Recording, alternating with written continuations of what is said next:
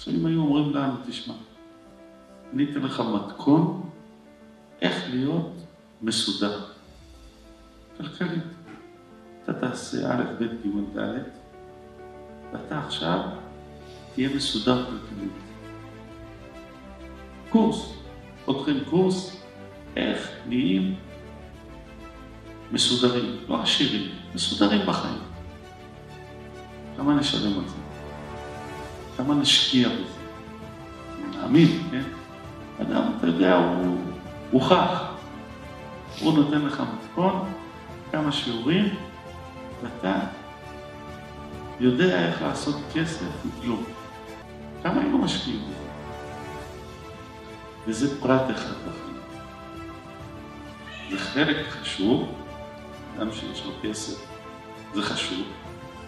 זה לא הכל. אם בן אדם יש לו כסף,